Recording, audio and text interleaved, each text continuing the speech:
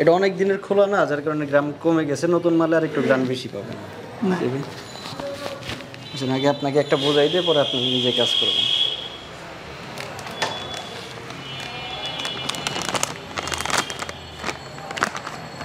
আমরা শুরুতে আগে 80-তে দিয়ে ডাইসটাকে 10 মিনিট গরম করে রাখছি। গরম হয়ে গেলে তারপর সাইডে দিয়ে রানিংয়ে কাজ করবেন। কোনোটায় 50ও লাগতে পারে, কোনোটার একটু বেশি লাগতে পারে। ওইটা আপনি নিজে কাজ করলে বুঝতে পারবেন। তবে আমরা যে প্যাকেটগুলো দিতেছি এগুলো সাইডেই হয়ে যাবে।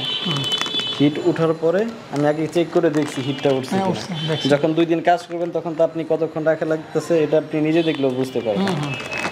হিট ওঠার পর জাস্ট এখানে দিবেন, এই সমান করে ধরবেন, রাখবেন, চাপ দিবেন, ছেড়ে দিবেন। 1 সেকেন্ডের মধ্যে সিলিং হয়ে যাবে। এখানে হাত লাগলে মানে শর্ট করবে না, এখানে শুধু গরম হবে, এখানে শর্ট করবে। শর্ট করার কোনো অপশন নাই? না, শর্ট করবে না, শুধু গরম লাগবে। এই যে দেখেন, আপনি একটা করেন।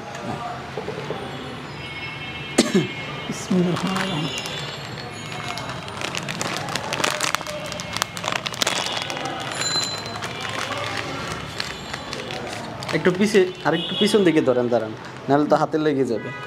যে চাপ দেন, হালকা একটু চাপ দিতে হবে। হ্যাঁ, হয়ে গেছে।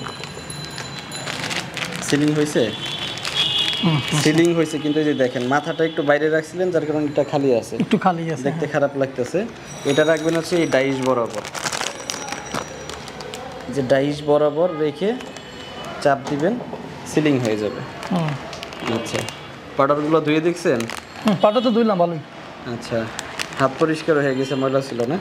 ফ্রেশ। আচ্ছা আচ্ছা, তারপরে ব্যবহার করে দেখবেন, পছন্দ হইলে রেগুলার মাল নেবেন, না হলে নেবেন না, কোনো সমস্যা নেই। আমাদের কাছে 5টা কোয়ালিটির আছে, আপনার যেরকম পছন্দ, কম দামি পছন্দ হলে কম দামি নিতে যেটা নেব সেটা আপনার কাছে যেটা সেরা সেইটা নেব ইনশাআল্লাহ। আচ্ছা ভাই, ইনশাআল্লাহ, সমস্যা নেই। এখন তো কাজ দেখাই দিতে পারবেন নাকি? হ্যাঁ, ঠিক আছে।